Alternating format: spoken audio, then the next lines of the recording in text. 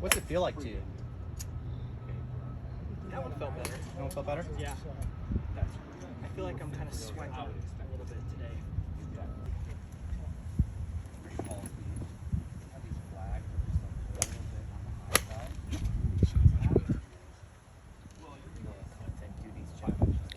I am, sir. Very nice. Can you see that that ball has less spin to it? No, I can't tell. It's just a little bit more boring.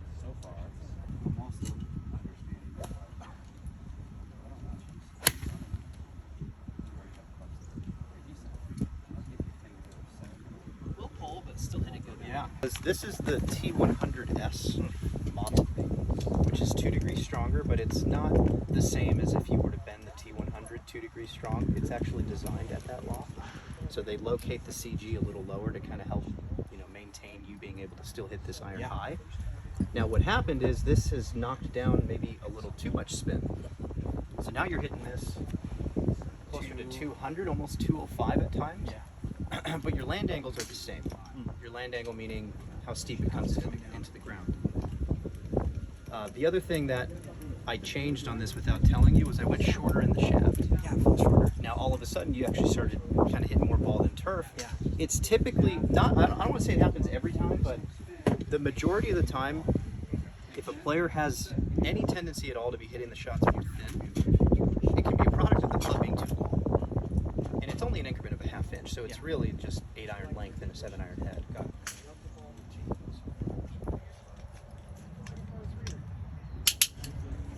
Okay, but I want you to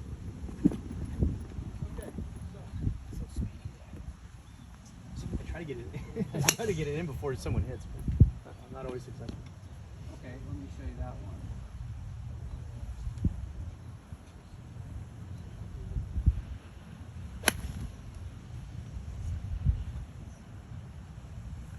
How'd that feel? Great. White's where we started. Orange goes. Ball came down. That's back. Bunch came down. That was good or bad, but it's All good.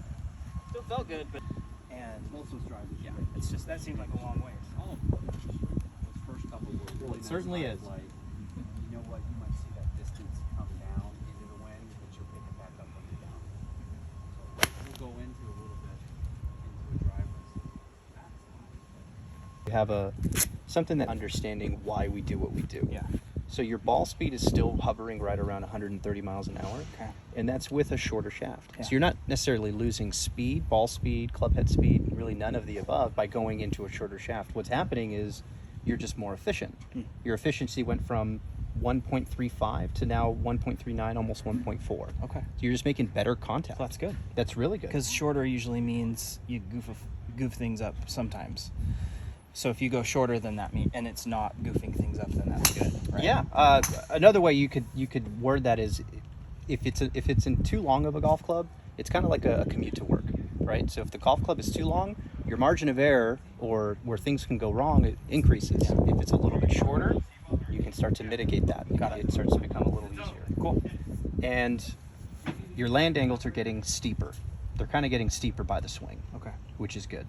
So at elevation, this is where the numbers are slightly different than what we look at in sea level conditions. Yeah. So at sea level, that land angle is going to be closer to probably 53. Okay, so there you go.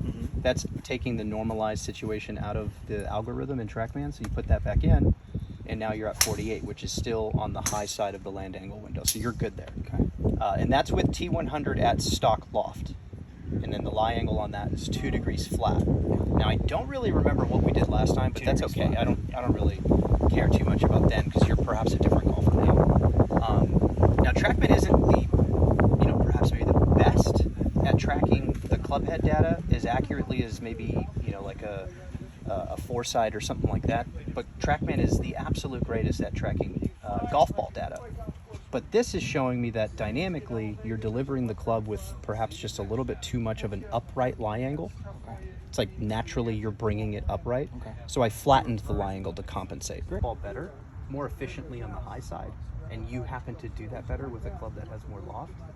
If so facto, your spin comes down. Yeah. Sometimes when a golf club doesn't have enough loft, it makes it feel like you can't get it up in the air, so you're more likely to hit it thin. So then your spin goes up, which is a product of just where the ball hits your face. But what I want to try, I don't really have the shaft that we like, because I still like you in the S400s. I don't think you should be changing that. Okay. But this is very close to the weight of it, which is really what I'm curious about. But what I'm going to do is add 2 degrees of loft to this.